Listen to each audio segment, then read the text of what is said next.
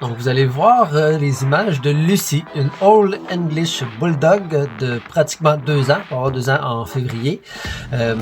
Lucy, vous allez voir, on a dû adapter un petit peu notre évaluation parce que il faisait pas chaud dehors, puis Lucy, là, avec le poids de poil qu'elle a, c'est ça. On a dû faire ça un petit peu à l'extérieur et un petit peu à l'intérieur. Lucy, lors de l'évaluation, elle a quand même super bien fait ça.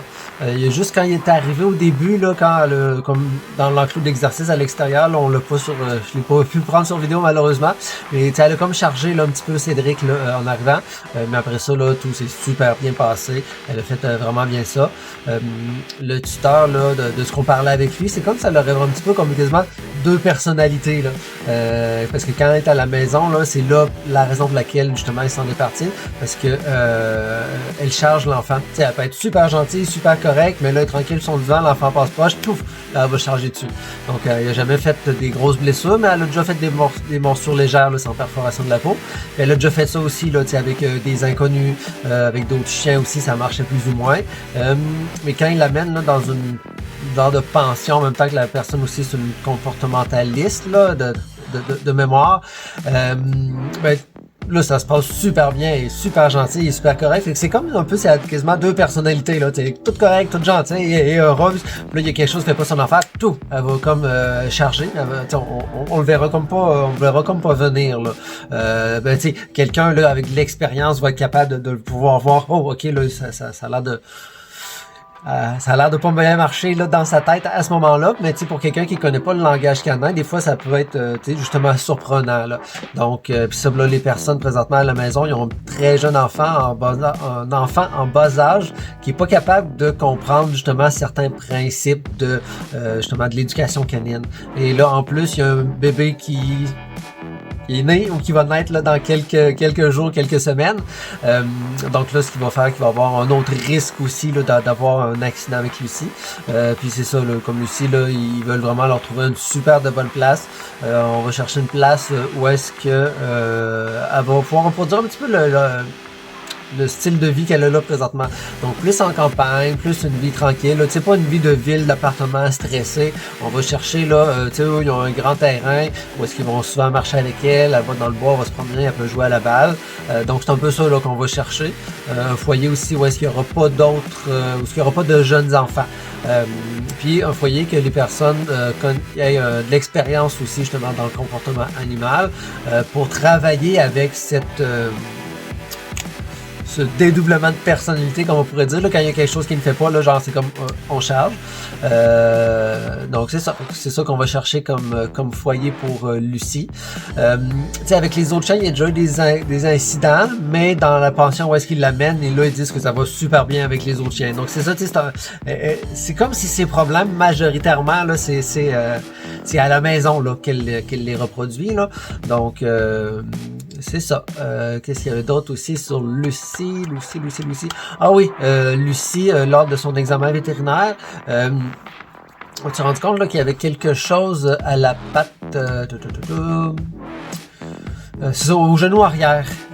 Donc c'est ça, le vétérinaire là, croirait que c'était peut-être un croisé antérieur là, qui serait partiellement déchiré. Mais elle dit là pour être sûr, il faudrait vraiment le voir à la radiographie. Mais tu sais, le chien, il vit depuis 2 ans, ça va super bien. Le tuteur dit qu'il l'a peut-être déjà vu boiter là, quelques fois, mais tu sais, c'est après un exercice, là, une activité physique intense. Fait que c'est sûr que tu sais, elle est pas super grosse, mais elle pourrait perdre un petit peu de poids. Donc, perdre du poids, avoir de l'activité physique régulière pour justement qu'elle garde une bonne musculature là, de ses genoux, des choses qui pourraient vraiment bien l'aider. Mais tu sais, si quelqu'un veut vraiment aller au fond des choses, là, ça serait avec une radiographie pour voir qu'est-ce qui se passe. Mais tu sais, pour l'instant, là, c'est juste de tu sais, pas la pousser dans des trop gros exercices intenses là, et physiques. Donc, vous allez voir les images de Lucie, notre belle bulldog, Old English Bulldog. Merci beaucoup. Au revoir.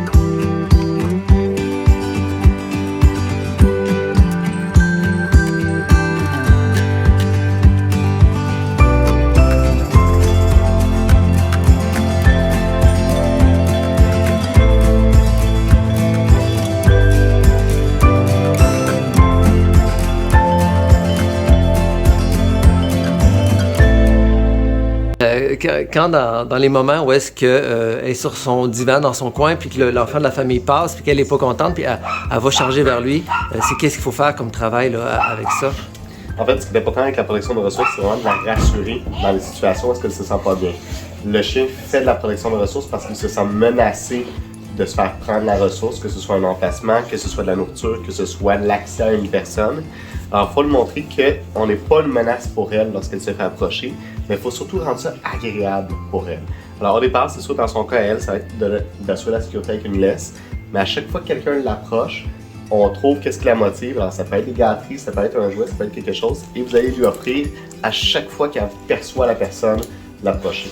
Alors, si elle est couchée sur son divan, sur son lit, sur son coussin, vous pouvez rester avec elle attachée.